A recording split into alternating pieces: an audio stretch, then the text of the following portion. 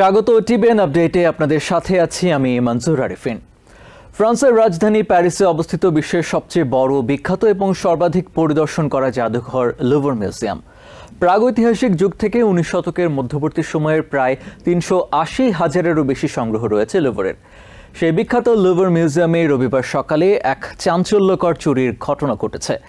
জাদুঘরের কড়া নিরাপত্তা ব্যবস্থাকে ফাঁকি দিয়ে প্রকাশ্য দিবালোকে ফিল্মি স্টাইলে এই দুঃসাহসিক কাজটি করে একদল দুর্বৃত্ত। মিউজিয়ামের অ্যাপোলো গ্যালারি থেকে ফ্রান্সের রাজকীয় সংগ্রহ থেকে মোট 8টি অমূল্য ঐতিহাসিক অলংকার চুরি করে তারা। ফ্রান্সের সংস্কৃতিমন্ত্রী রাশিদা দাতি এই অভিযানকে মাত্র 4 মিনিটের পেশাদার অভিযান হিসেবে বর্ণনা করেন। স্থানীয় সময় সকাল 9:30 নাগাদ মিউজিয়ামটি দর্শনার্থীদের জন্য খোলার কিছুক্ষণ পরেই এই ঘটনা ঘটে। ফ্রান্সের স্বরাষ্ট্রমন্ত্রী জানান 3 থেকে 4 জন মুখোশধারী চোর একটি মোটর স্কুটারে করে মিউজিয়ামের সাইন নদীর মুখ করে থাকা প্রাচীরের পাশে অবস্থান নেয়। নির্মাণাধীন ভবনের ওই অংশের সুযোগ নিয়ে একটি মালবাহী লিফট ব্যবহার করে সরাসরি প্রথম তলার ব্যালকনিতে পৌঁছায় চোরের দল। স্থানীয় গণমাধ্যম লা পার্সিয়ান জানায় চোরদের মধ্যে দুজনকে হলুদ সেফটি ভেস্ট পরা নির্মাণ শ্রমিক হিসেবে ছদ্মবেশ নিতে দেখা যায়। এরপর চোরেরা অ্যাঙ্গেল গ্রাইন্ডার বা ছোট চেইন কাটার মেশিন ব্যবহার করে জানালা ভেঙে ভেতরে প্রবেশ করে। সেখানে ঢুকেই তারা ফ্রান্সের রাজকীয় অলংকার রাখা দুটি কাচের ডিসপ্লে কেস ভেঙে ফেলে। স্বরাষ্ট্রমন্ত্রী নিশ্চিত করেছেন পুরো অপারেশনটি শেষ করতে তাদের মাত্র 7 মিনিট সময় লাগে।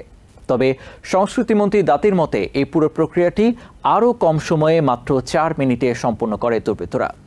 এরপর দ্রুততম সময়ের মধ্যে হাতিয়ে নেয় নেপোলিয়ন বোনাপার্টের স্ত্রী সম্রাজ্ঞী মেরি লুইস সহ কয়েকজন সম্রাজ্ঞীর ব্যবহৃত 8টি অমূল্য ঐতিহাসিক অলংকার।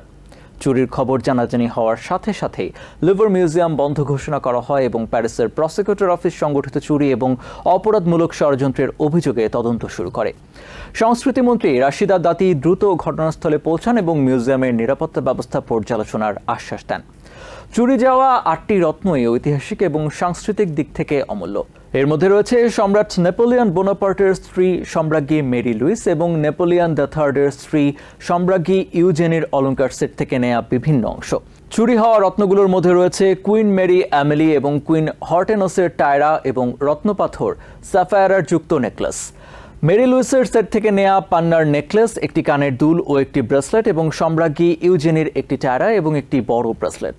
তবে 1354টি হীরা এবং 56টি পান্না খচিত সম্রাজ্ঞী ইউজেনির মুকুটটি চোরদের পালানোর সময় জাদুঘরের বাইরে পড়ে যাওয়ায় তা পুনরায় উদ্ধার করা সম্ভব হয়েছে।